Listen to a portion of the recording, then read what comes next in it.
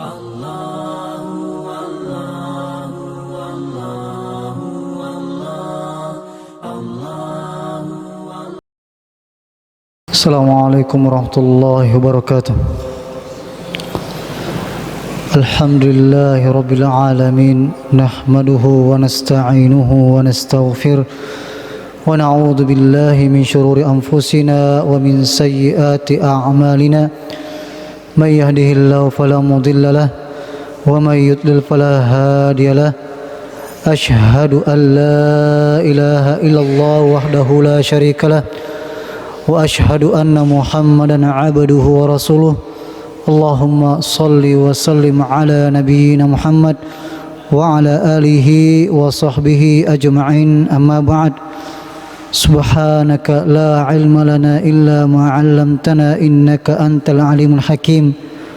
Rabbi shrah li sadri wa yassir li amri wa hlul 'uqdatam min lisani yafqahu qawli. Jamaah maghrib, hadirin wal hadirat rahimakumullahu jami'an. Alhamdulillah, puji syukur kita panjatkan kehadirat Allah Subhanahu wa taala karena kita masih diberikan kesempatan untuk bersama-sama berkumpul di majelis ilmu ini setelah kita melaksanakan kewajiban kita sebagai kaum muslimin, yaitu salat maghrib secara berjamaah. Semoga Allah Subhanahu wa taala menerima amal ibadah kita.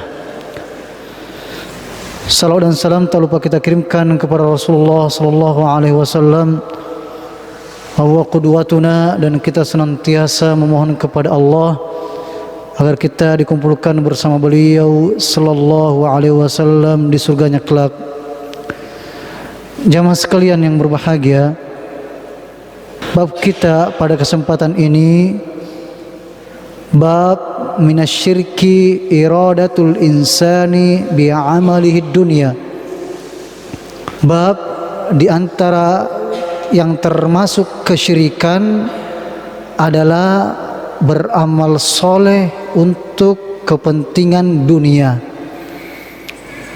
Kalau pertemuan yang lalu telah kita bahas tentang riya, yaitu mengerjakan amal soleh untuk dipuji. Tentunya ini juga merupakan bagian dunia, ya, mendapatkan pujian. Tapi untuk pembahasan ini dia lebih umum kepada selain daripada pujian. Jadi kalau riya itu mengerjakan amal soleh untuk dipuji, mendapatkan pujian. Na'udzubillah min dzalik. Adapun dalam pembahasan ini selain daripada pujian dari urusan dunia ini. Syekh Al-Utsaimin rahimahullah mengatakan, fi babis sabiq, pada bab yang sebelumnya, ya'malur riya, dia beramal karena riya, yuridu ayyumdah fil ibadah, agar mendapatkan pujian daripada ibadah yang dia lakukan, agar dikatakan dia adalah seorang abid, dia adalah seorang qari, wala yuridu naf'al maddi. Jadi hanya mengharapkan pujian tanpa mengharapkan materi. Ini kalau riya. Dan salah satu cara agar kita terhindar dari penyakit riya, jemaah sekalian, adalah kita harus meyakinkan bahwasanya orang yang kita cari wajahnya di dunia ini tidak akan membantu kita di akhirat nanti, tidak akan membantu kita di kuburan nanti. Lalu kenapa kita mengharapkan pujian-pujian mereka? Dan tentunya kita tidak tahu amalan di manakah, amalan apakah yang telah Allah terima dari kita. Dan kita telah mengetahui begitu banyak dosa-dosa kita, lalu kenapa kita justru beramal untuk menghapuskan pahala amalan kita? Ini termasuk kerugian yang berkali lipat. Na'udzubillah min dzalik. Wa fi hadzal bab, adapun dalam bab ini, la yuridu ayyumdah, dia beramal soleh bukan tujuan untuk dipuji, tapi apa? bal ya'budullaha mukhlishan lahu walakinnahu yuridu syai'an minad dunya. Namun dia menyembah kepada Allah ikhlas, namun disertai dengan apa? Disertai keinginan dari bagian daripada di dunia ini. Kalmal, seperti harta, wal martabah, martabat, ya martabat atau jabatan, wasihha fi nafsihi, atau apa? Menginginkan kesehatan dari ibadah tersebut. Wa ahlihi, atau kesehatan bagi keluarganya, wa waladihi, untuk kesehatan untuk anak-anaknya, wa ma asbaha dzalik, dan apa sejenisnya. Fa huwa yuridu bi amalihi naf'an fid dunya, dan dia mengharapkan maslahat kehidupan dunianya, dan dia lalai dari ya sawabul ajr akhirah, dia lalai dari pahala yang telah dijanjikan oleh Allah Subhanahu wa taala di kemudian hari. Jemaah sekalian berbahagia, jadi beramal soleh untuk mengharapkan pujian dan selain pujian riya adalah dua bentuk amalan yang berbeda. Hal yang membedakan keduanya adalah waktu yang seseorang gunakan dalam beramal soleh. Kalau orang berbuat riya, itu di saat melakukan amalan. Adapun hal ini selain daripada pujian, maka dia melakukan amalan untuk mendapatkan hasilnya setelah itu, manfaat setelah melakukan amalan. Bahkan disebutkan di sini, bisa jadi dia melakukan amalan tersebut dalam waktu yang lama, bahkan bisa jadi sampai bertahun-tahun agar bisa meraih dunia tersebut. Oleh karena itu, ya terkadang ada orang yang termasuk dalam pembahasan bab ini bisa jadi sangat dan lebih berbahaya daripada orang yang sekedar beramal karena riya. A'udzubillahi min dzalik. Pada bab ini pula kita mengingatkan bahwa yang menjadi permasalahan adalah seseorang yang beramal soleh untuk mencari dunia. Jadi ditekankan di sini adalah orang beramal soleh untuk mencari dunia. Adapun orang yang melakukan pekerjaan dunia dan untuk mendapatkan hasil dunia juga, maka ini tidak mengapa.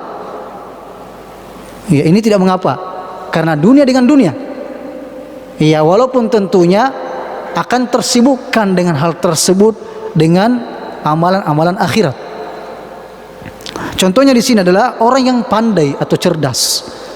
Kemudian dengan kecerdasannya itu dia bisa memenangkan proyek, ya, memenangkan suatu pertandingan misalnya. Dia melaksanakan itu pekerjaan dunia untuk mendapatkan dunia. Contoh yang lain, seperti orang melakukan pekerjaannya dengan baik agar dia bisa dilihat oleh atasannya, sehingga bisa diangkat jabatannya. Ini dunia untuk dunia. Jadi yang perbahasan kita di sini adalah akhirat untuk dunia. Nauzubillah min dzalik. Ya, namun tentunya orang-orang seperti ini kerja dunia untuk dunia, ini yang dikhawatirkan di saat dia ujub, sombong. Di saat dia ujub atau sombong dan mengatakan ini dari kehebatan saya, kecerdasan saya. Jangan sampai seperti apa? Qarun mengatakan ini saya mendapatkan harta ini kehebatan saya, kecerdasan saya. Nauzubillah min dzalik. Yang melupakan Allah Subhanahu wa taala yang telah memudahkan urusannya. Kemudian kita fokus kepada pembahasan yang pertama tadi, yaitu apa? Mengerjakan amalan kebaikan untuk dunia. Apa hukumnya menggandakan atau mencampurkan niat pada untuk amalan akhirat dan juga untuk kepentingan dunia? Ada beberapa model di sini. Yang pertama, mencampurkan niat ikhlas dengan niat amal soleh yang lainnya dalam satu amalan. Dia mengerjakan amal soleh, untuk akhirat tentunya, dan juga di mengharapkan pahala yang lain. Ini hukum mencampurkan niat, disebutkan oleh Izzuddin Abdul Aziz bin Abdul Salam dalam kitabnya Qawaidul Hakam fil Masalah 6. Contoh dalam hal ini, seorang imam memanjangkan rukuknya yang pertama. Tentunya dia mengerjakan untuk Allah Subhanahu wa taala. Kemudian dia sengaja panjangkan rukuknya rakaat pertama agar orang-orang yang terlambat itu tidak masbuk, masih mendapatkan rakaat pertama. Karena ukuran orang mendapatkan rakaat pertama adalah selama dia masih mendapatkan imam ruku. Kalau ragu-ragu saya dapatkan imam ruku atau tidak ini, maka asalnya kita tidak mendapatkan. Kalau ragu ya, misalnya ruku imam, tiba-tiba kita datang, Allahu Akbar. Tapi ingat sekali lagi, ini sebagai sesuatu yang sudah berulang-ulang kami sampaikan, ketika kita mendapatkan imam sedang ruku, maka jangan langsung ruku, harus dimulai dengan takbiratul ihram. Takbiratul ihram itu adalah rukun. Kalau ditinggalkan rukun, maka tidak sah solat kita. Dan takbiratul ihram itu harus dikerjakan dalam keadaan berdiri, selama kita mampu berdiri. Bahkan orang yang tidak bisa berdiri lama ketika sholat karena punya penyakit misalnya, afanallahu wa iyyahum, maka kalau dia masih bisa berdiri, harus berdiri dalam keadaan takbiratul ihram. Kemudian setelah itu dia duduk, terserah. Yang jelasnya, selama dia masih bisa berdiri, harus memulai takbiratul ihram dalam keadaan berdiri. Apa itu takbiratul ihram? Membaca Allahu Akbar. Adapun mengangkat tangan, ini sunnah hukumnya. Yang rukun adalah Allahu Akbar. Biar tidak angkat tangan orang, Allahu Akbar begini, itu sudah masuk. Apa artinya takbiratul ihram? Membuka. Takbir pembuka, mengharamkan sesuatu yang halal sebelumnya. Ihram artinya mengharamkan.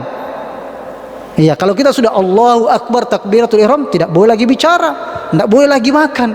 Makan dan bicara kan halal, tapi menjadi haram kalau kita sudah takbiratul ihram. Itu maksudnya. Nah, jadi kita tidak boleh langsung ruku. Kita takbiratul ihram dalam keadaan berdiri, Allahu Akbar, Allahu Akbar, kemudian ruku. Ya, tidak boleh langsung ruku. Kapan langsung ruku maka tidak sah solatnya. Kenapa? Karena dia tidak buka dengan takbiratul ihram. Dan takbiratul ihram harus dalam keadaan berdiri, ruku. Nah, imam ini niatnya untuk agar yang lain itu mungkin masih dalam keadaan berwudu dan sebagainya, dia perpanjang ruku pertamanya agar yang lainnya tidak sampai masbuk satu rakaat selama masih mendapatkan imam ruku. Allahu Akbar, Allahu Akbar. Kalau sudah diangkat kepalanya imam, baru kita mau ruku, itu sudah tidak dapat namanya. Ya, tidak dapat itu. Kalau sudah imam mengangkat kepalanya. Ketika kalau sami Allahu liman hamidah, nah itu sudah tidak. Baik. Ini namanya menggabungkan niat. Contoh kecilnya juga disebutkan untuk memperlihatkan orang tata cara salat yang benar. Sebagaimana sahabat menyebutkan, Malik bin Huwairits radhiyallahu anhu mengatakan dalam Sahih Bukhari, "Inni la usolli bikum wa ma uridu shalah, walakinni uridu an uriyakum kaifa raaitu Rasulullah yusolli." Jadi sahabat ini mengatakan, sesungguhnya aku ini sholat bersama kalian hanya sekedar ingin apa? Memperlihatkan bagaimana tata cara sholat yang benar. Ini kan tujuannya lain daripada yang lain, tapi menggabungkan kedua-duanya, maka dia mendapatkan hal tersebut, mendapatkan pahala tersebut. Contoh juga adalah Nabi SAW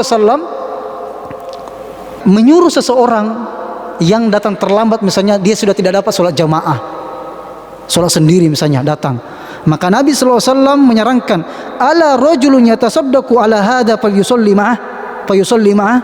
adakah seseorang di antara kalian yang mau bersedekah untuk saudaranya dengan sholat bersamanya sehingga mendapatkan pahala sholat berjamaah?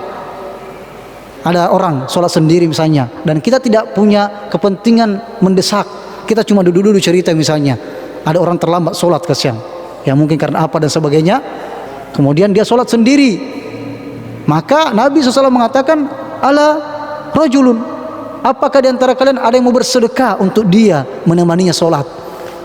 Ini kan tujuannya apa? Tujuannya untuk mendapatkan niat yang lain, mendapatkan niat sedekah, sedekah menemani sholat. Juga disebutkan contoh yang lain bahwasannya ya Rasulullah SAW bersabda, inni la aqum fis sholat uridu an utawwil fiha.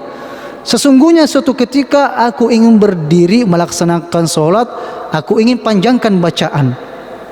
Fa asma'u buka as-sabi, namun tiba-tiba aku mendengarkan tangisan seorang anak kecil, bayi. Fa atajawwazu fi sholati karahiyatan an asyqa ala ummihi, maka aku pun memendekkan sholatku karena khawatir memberatkan ibunya. Bukan meringkas ya, memendekkan, meringankan bacaannya, meringankan sholatnya, karena wajib hukumnya tumaknina, wajib hukumnya tumaknina, bahkan termasuk rukun sholat tumaknina tersebut. Kalau dia tidak tumaknina, tidak tenang rukunya, tidak tenang sujudnya, tidak tenang i'tidalnya dan sebagainya, maka itu tidak sah sholatnya karena hilang tumakninanya. Dan ini yang kita khawatirkan, ya jangan sampai kita cari masjid yang seperti itu, apalagi sholat tarawih. Hati-hati, tidak ada gunanya ya sholat seperti begitu cepatnya, tidak memperhatikan tumaknina, tidak ada gunanya.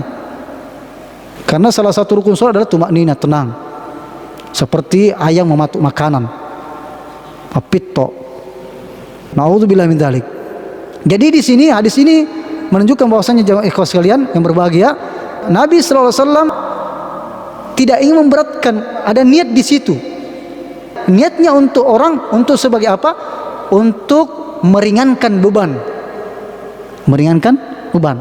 Jadi sholat untuk Allah Subhanahu wa taala tentunya Nabi SAW ikhlas. Namun Nabi SAW memendekkan bacaannya untuk apa? Untuk meringankan jamaahnya. Apalagi khawatir kalau tambah nangis itu anak-anak, tidak khusyuk juga orang sholat. Seperti itu. Kemudian ini kalau niat untuk akhirat dicampur dengan niat akhirat yang lainnya. Kemudian yang kedua, mencampurkan niat akhirat dengan niat dunia. Ada seseorang yang melakukan amal soleh untuk akhirat namun juga untuk mendapatkan ganjaran duniawi. Model seperti ini jamaah sekalian terbagi menjadi dua jenis. Yang pertama, niat amalannya tercampur riya. Maka ini sebagaimana kita bahas pada pertemuan yang lalu, ini adalah syirik kecil dan termasuk dosa besar dan menghapuskan amalan-amalan kita. Nauzubillah min dzalik. Yang kedua, niat amal akhirat tercampur dengan niat dunia selain riya. Selain daripada riya. Bukan riya, tapi dia mengerjakan amalan kebaikan untuk mendapatkan ganjaran dunia. Jadi terkadang seseorang yang beramal untuk akhirnya tercampur di dalam niatnya itu untuk dunia, seperti memperbanyak harta, naik jabatan, untuk kesehatan dan yang lainnya. Jika amal soleh tercampur dengan niat dunia seperti ini, maka bagaimana hukumnya? Maka untuk mengetahui hukumnya jamaah sekalian, kita perlu melihat motif, melihat model-modelnya orang ini, ya, melihat dan mengevaluasi diri kita. Terbagi menjadi dua. Yang pertama, niat amal akhirat murni untuk mendapatkan dunia. Para ulama sepakat bahwa jika seseorang beramal murni niatnya untuk mendapatkan dunia, maka dia tidak akan mendapatkan pahala. Bahkan pelakunya diancam dengan neraka jahanam. Nauzubillah min dzalik. Contohnya, ada orang yang belajar agama di bangku kuliah, dan kita tahu belajar agama itu sesuatu ibadah yang sangat besar pahalanya. Namun ternyata orang tersebut niat sejak awalnya adalah sekedar untuk mendapatkan pekerjaan. Dia belajar agama, kuliah agama, tapi tujuannya untuk mendapatkan syahadah, mendapatkan ijazah, untuk mendapatkan pekerjaan. Itu semata-mata diinginkan. Ini menunjukkan bahwasanya bisa jadi ada orang beramal akhirat namun niatnya murni untuk dunia, maka ini tidak mendapatkan pahala di sisi Allah Subhanahu wa taala. Nauzubillahi min dzalik. Akan tetapi jamaah sekalian, perkara seperti ini tidak banyak yang dilakukan oleh orang muslim. Tidak banyak. Orang betul-betul muslim dengan baik tidak banyak melakukan seperti ini. Kalaupun ada, maka hanya bisa dihitung jari. Ya, orang beramal murni karena dunia. Sesungguhnya yang banyak melakukan adalah selain daripada orang muslim. Kemudian niat amalan akhirat tercampur dengan dunia jika perkara dunia tersebut ada motivasi dari syariat Islam. Ya, dia beramal akhirat, tapi dia juga menginginkan perkara dunia yang dimana Islam memotivasi hal tersebut. Artinya ada hadis-hadis yang mendukung dan memberikan motivasi sehingga orang bisa termotivasi beramal. Contohnya, dalam hadis disebutkan, walaupun hadis ini ya diperselisihkan oleh ulama kita tentang kesahihannya, tapi maknanya benar. Disebutkan dawu mardakum bis sadaqah. Ini kan motivasi. Obatilah orang sakit kalian dengan sedekah. Dia bersedekah untuk apa? Tujuannya untuk apa? Untuk mengobati penyakit. Untuk mengobati penyakit. Tapi ini kan ada hadisnya, motivasi. Walaupun ini hadis tentang targhib, motivasi, ya ulama kita berbeda pendapat tentang kesahihannya. Ada motivasi, fadail amal. Bersedekah tujuannya untuk apa? Agar saudaranya atau dirinya sembuh dari penyakit. Ini salah satu cara yang memperbanyak sedekah. Kalau banyak orang sakit, ada orang sakit keluarga kita, banyak sedekah. Ya, jadi ini menunjukkan bahwa seseorang bisa mencampurkan antara niat sedekah karena Allah dan niat untuk kesembuhan penyakit. Jadi tetap ada akhirat yang dia harapkan. Selain itu dia mengharapkan agar kesembuhan untuk dirinya atau keluarganya dengan cara bersedekah. Jadi hal ini hukumnya boleh, sehingga tidak mengapa seseorang bersedekah untuk kesembuhan bagi dirinya atau orang lain. Karena kenapa? Ada motivasinya dalam hadis. Kemudian contoh yang lain misalnya, man ahabba ayyubsata lahu fi rizqihi wa yunsa lahu fi atharihi falyasil rahimahu. Barang siapa, ini salah satu hadis motivasi juga. Barang siapa yang ingin dilapangkan rezekinya dan dipanjangkan umurnya, hendaknya dia menyambung rahimnya, bersilaturahim. Jadi motivasinya, jadi ada hadisnya di sini motivasi untuk bersilaturahim apa? Akan diberikan ganjaran apa? Dilapangkan rezekinya. Kemudian apa lagi?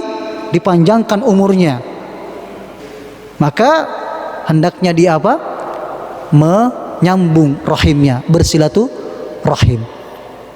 Terkadang itu kita tidak sangka-sangka berkunjung kepada rumah saudara kita, tiba-tiba ada yang dibawa pulang. Walaupun bukan itu tujuan kita, ada dibawa pulang dan sebagainya.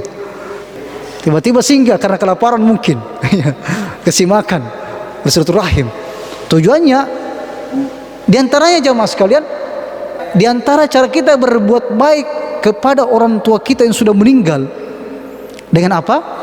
Menyambung silaturahim, bersilaturahim dengan kerabatnya. Ya, mendatangi kerabat-kerabatnya yang dia suka, terutama yang dia suka saat itu masih hidup. Datangi saudaranya, datangi pamannya, datangi neneknya dan sebagainya.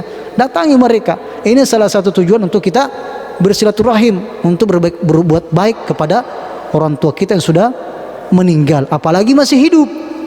Apalagi masih hidup. Nah, adapun tentang dipanjangkan umurnya, ini pernah kita bahas dalam masalah takdir. Ulama kita berbeda pendapat di sini. Yang pertama, umurnya betul-betul dipanjangkan. Tapi apakah ini merubah takdir? Tidak merubah takdir. Yang takdir yang tidak berubah adalah apa yang Allah sudah catat di Lauhul Mahfuz, itu tidak berubah. Yang berubah itu pada catatan malaikat. Karena malaikat sendiri tidak mengetahui isinya Lauhul Mahfuz. Ya, misalnya pada catatan malaikat 60 tahun, tapi dia silaturahim bertambah umurnya 10 tahun jadi 70 tahun. Dan itu sudah tercatat di Lauhul Mahfuz. Diangsur itu. Sebagaimana Al-Quran itu diangsur turunnya sesuai dengan kejadian. Seperti itu. Orang yang misalnya bunuh diri, apakah dia mempercepat umurnya, usianya? Tidak. Sudah tercatat di Lauhul Mahfuz, dan di Lauhul Mahfuz sudah tercatat karena memang orang ini mau bunuh diri. Dia yang mau. Maka Allah, karena Allah sudah tahu, maka Allah sudah catat hasilnya. Ya, tidak ada yang berubah. Tidak ada yang berubah masalah ajal. Ya, masalah umur. Ya, hanya berubah pada catatan malaikat. Yang kedua, tafsiran para ulama kita adalah yang dimaksudkan dipanjangkan umurnya sini, diberkahi umurnya. Diberkahi umurnya. Seperti misalnya para ulama, kalau sekalian berbahagia, di antara mereka pendek-pendek umurnya, usianya. Seperti Imam Nawawi rahimahullah, umurnya sekitar 40 tahun lebih saja. Ya, tapi Masya Allah, ya, kitab-kitab beliau rahimahullah dibaca sampai sekarang. Ya, para ulama demikian. Ada juga orang yang berkait dari beberapa sisi yang lain. Contoh lain misalnya, yang ada motivasi dari syariat ini, dari Al-Quran. Contohnya, wa may yattaqillaha yaj'al lahu makhraja wa yarzuquhu min haitsu la yahtasib. Barang siapa yang bertakwa kepada Allah, niscaya dia akan membukakan jalan keluar baginya, dan dia akan memberikan rezeki kepadanya dari arah yang tidak disangka-sangka. Ini kan ada motivasi dari Al-Quran untuk mendapatkan dunia, bagian daripada dunia ini. Ya, menyebutkan bahwa orang yang bertakwa akan mendapatkan rezeki dari arah yang tidak sangka-sangka. Apa yang kita lakukan? Bertakwa kepada Allah Subhanahu wa ta'ala. Tapi sekali lagi, orang muslim tidak boleh menjadikan itu prioritas. Prioritas adalah untuk akhirat. Itu semuanya ikut saja. Itu ikut. Hal yang seperti itu ikut. Asal masalah dunia itu ikut.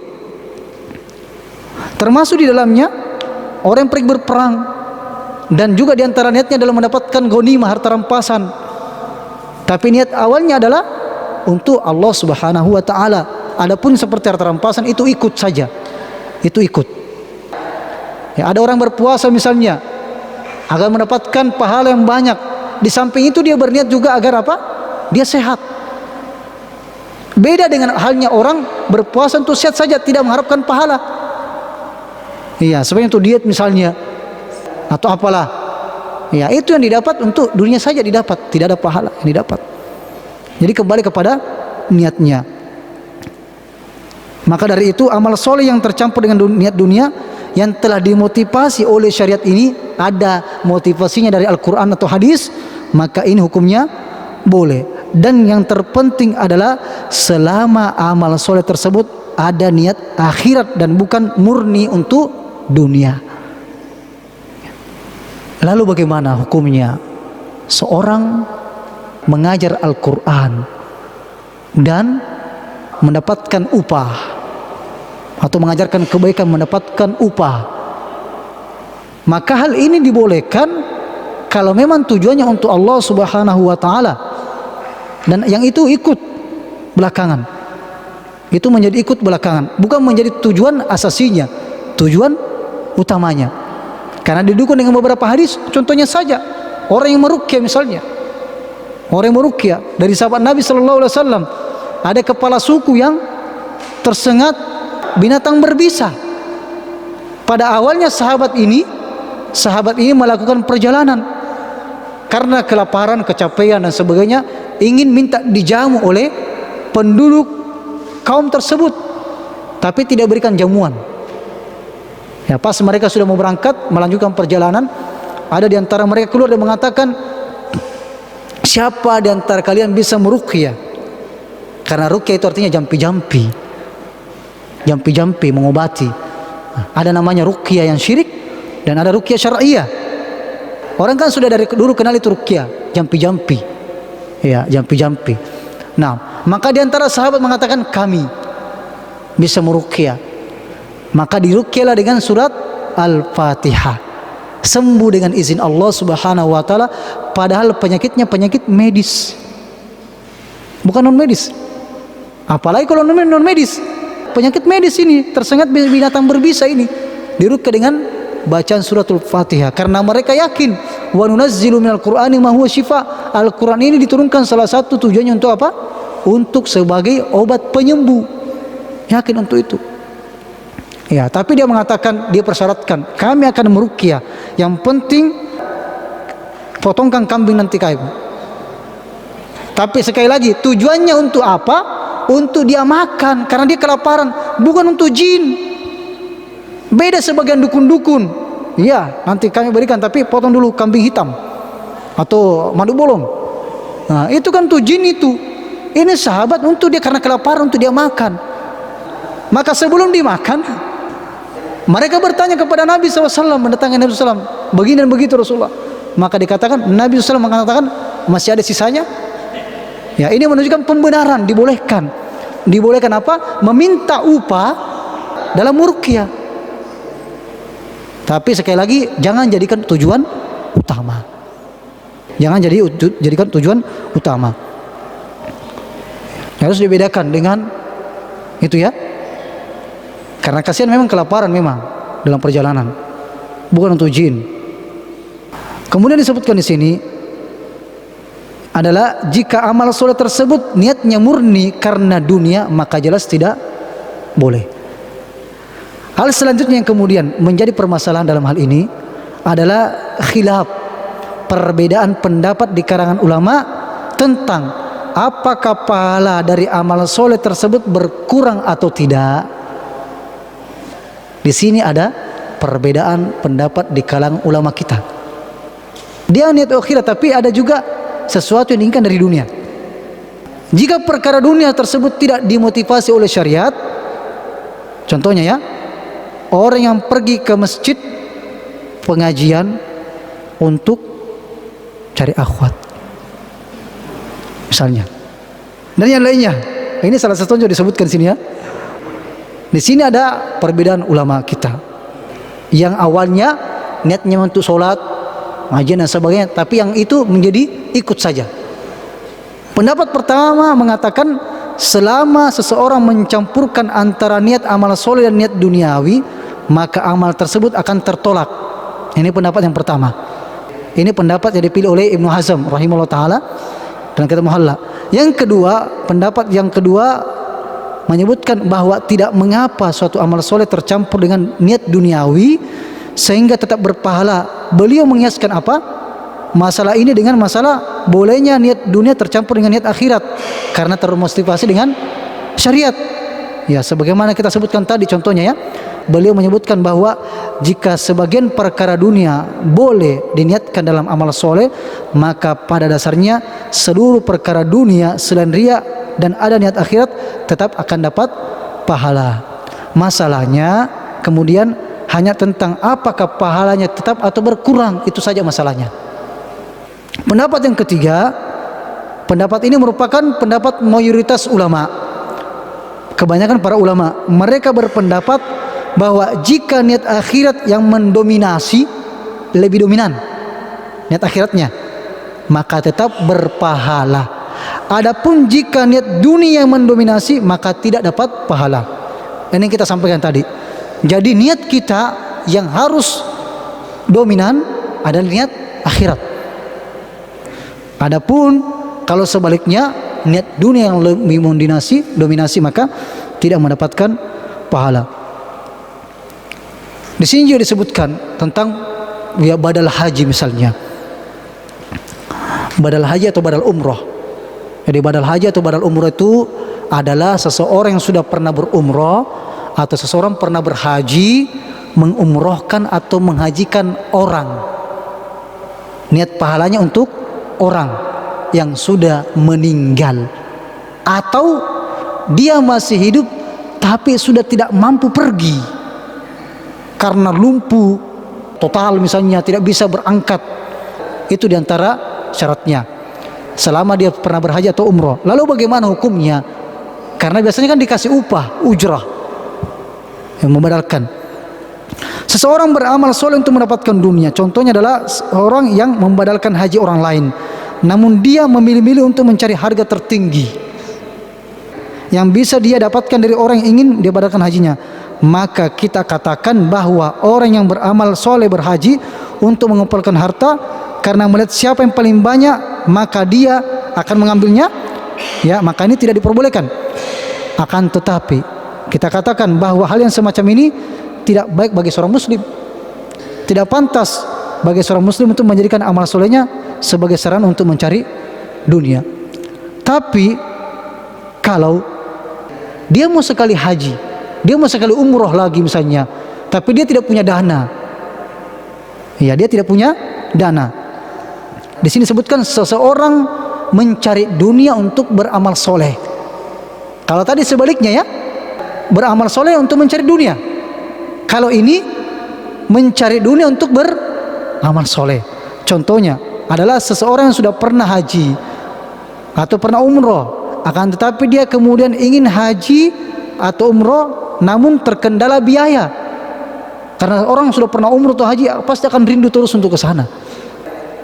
Maka dia kemudian menerima haji badal atau umroh badal agar ada biayanya ke sana. Dia tidak terlalu peduli dengan jumlah biaya, yang penting ada biaya untuk ke sana. Intinya jika seseorang mengambil dunia secukupnya agar dia bisa beramal soleh, maka tidak mengapa. Bahkan itu hal yang terpuji. Kalau memang dia mau sekali pergi ke Syam, tapi dengan itu cari ada mau dibadalkan orang tuanya, ya karena saya mau sekali umroh ini, ya mau rindu dengan berada depan Ka'bah, saya akan umrohkan, tapi biaya saya, misalnya seperti itu. Contoh lain dalam masalah ini adalah seperti seorang, mohon maaf di sini karena disebutkan salah satu contoh, imam sholat fardu meminta gaji agar bisa menafkahi keluarganya dan agar dia bisa fokus menjadi imam. Demikian pula seorang guru atau pendakwah, mereka boleh menerima hadiah atau bahkan membuat akad terkait perkara dunia yang masuk akal agar dia bisa fokus. Kalau dia bisa fokus, ya, karena kalau tidak fokus dia akan terhambat melakukan amanah-amanah tersebut. Yang penting tentunya hanya Allah Subhanahu wa taala mengetahui niat kita. Hanya Allah yang tahu niat kita, apakah memang niat kita untuk itu atau yang lain.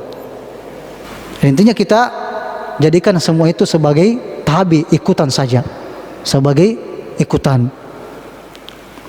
Ini sebagian besar jamaah sekalian berbahagia. Ya, semoga Allah Subhanahu wa taala senantiasa menuntun kita agar menjadi ikhlas dalam beramal, dan kita tutup dengan ayat Allah Subhanahu wa taala yang disebutkan dalam kitab ini yang dijadikan sebagai judul, sebagai penguat daripada judul babnya.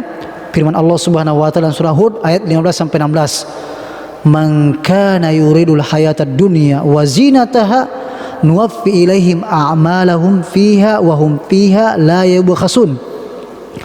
Barang siapa yang mencari atau menginginkan kehidupan dunia dan perhiasannya, pasti kami berikan balasan penuh atas pekerjaan mereka di dunia dengan sempurna, dan mereka di dunia tidak akan dirugikan. Subhanallah. Tapi ingat, Allah katakan apa? Ulaikal ladzina laisa lahum fil akhirah.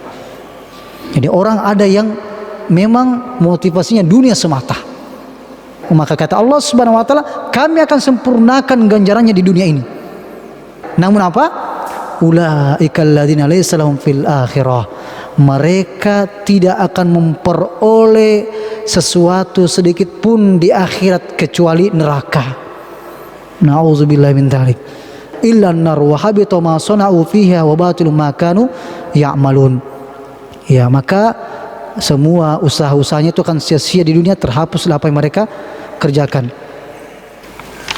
Mohon maaf, ada tadi si contoh kecil saja sebagai penutup untuk kita agar pindah kepada pembahasan selanjutnya nanti pekan depan. Contoh yang diberikan oleh Syekh di sini adalah bagaimana orang yang kuliah dan juga menginginkan ijazah. Syekh mengatakan tentunya jangan itu dijadikan sebagai tujuan utama, namun bahkan diniatkan sebagai sarana. Apalagi di zaman sekarang ini kita susah mengajar kalau tidak ada ijazah, ya, susah berdakwah kalau tidak ada sertifikat misalnya. Maka itu dijadikan sarana, bukan sebagai tujuan. Barakallahu fikum. Sekali lagi kita bermohon kepada Allah Subhanahu wa taala agar Allah Subhanahu wa taala senantiasa membimbing kita dalam keadaan ikhlas dalam beramal sehingga diterima oleh Allah Subhanahu wa taala, dan berdoa dengan doa yang dilakukan oleh Umar bin Khattab radhiyallahu anhu, Allahumma ja'al kull a'malina sholihan wa khalisan liwajhik. Allahumma taqabbal minna subhanakallahumma wa bihamdika asyhadu an la ilaha illa anta astaghfiruka wa atubu ilaik. Wa sallallahu ala nabiyina Muhammad walhamdulillahirabbil alamin. Assalamualaikum warahmatullahi wabarakatuh.